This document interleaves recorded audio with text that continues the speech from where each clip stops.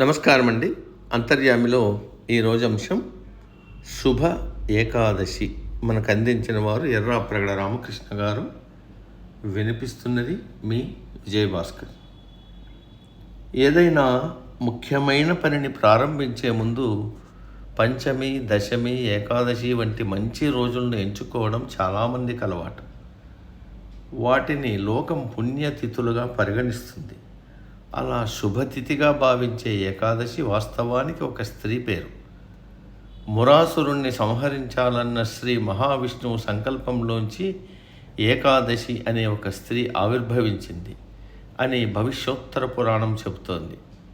మురాసుర సంహారంలో ఆమె ప్రదర్శించిన సాహసానికి శ్రీహరి ఎంతో ముగ్ధుడయ్యాడు. ఎల్లకాలం నీకు నేను ప్రియమైన దానిగా ఉండాలి అని ఆమె కోరగానే అంగీకరించాడు. ఆ కారణంగానే ఏకాదశి హరిప్రియ అనే పేరొచ్చింది. ముందు యుగాల్లో బయట బాహాటంగా సంచరించిన రాక్షసులు కలియుగం నాటికి మనుషుల హృదయాల్లో దూరి ఆలోచనల రూపంలో స్థిరపడ్డారు. మనిషి స్వభావంలో నుంచి తొంగి చూసే దురాచారాలన్నీ వాస్తవానికి మురాసురుడి అంశాలే. అసూయ, ద్వేషాలు, అలవిమాలిన అహంకారాలు, అరిషడ్వర్గాల విశృంఖల విహారాలు, ఇవన్నీ మురాసురుడి అనుచరగణాలు. వాటిని సమూలంగా నిర్మూలించాలంటే మనసును అదుపు చేసుకోవాలి. ఆ దృష్టితోనే నా పుణ్యతిథి నాడు మానవులు ఉపాసవానాది ప్రత్యేక విధుల్లో నిమగ్నమయ్యేట్లు అనుగ్రహించు అని ఏకాదశి శ్రీహరిని రెండో కోరింది. ఏకాదశి పర్వదినాన ఉపవాస నియమం ఆ రకంగా ఆచరణలోకి వచ్చింది. అరి అంటే శత్రువు. అరిని జయించాలంటే హరిని ఆశ్రయించడం ఒకటే మార్గం. తన్మయత్వంతో హరి సంకీర్తనలో నిమగ్నమై ఆకలిని మర్చిపోవడమే ఉపవాస దీక్షలోని ఆంతర్యం. అది ఏకాదశి రోజున మనిషిలో మరింత ఏకాగ్రతకు కారణమై ఎన్నో రెట్లు ఫలితాన్నిస్తుంది. కాబట్టి ఏకాదశిని హరివాసరమని అన్నారు.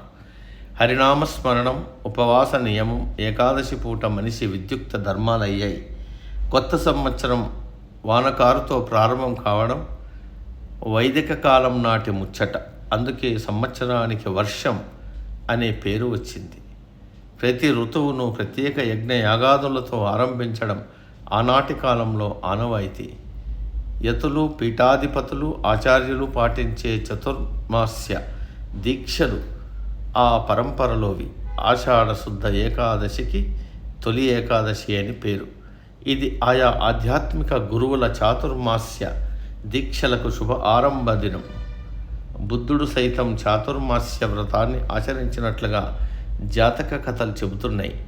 జైన సాంప్రదాయంలోనూ ఈ ఆచారం ఉన్నట్టుగా బృహత్ కథాకోశం అనే జైన గ్రంథం వివరించింది.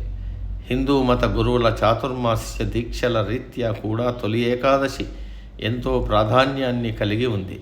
ద్వారకా నగరంలోని స్త్రీలచే శ్రీకృష్ణుడు చాతుర్మాస్య వ్రతాన్ని నిర్వహింపజేసినట్లు పద్మపురాణం పేర్కొంది.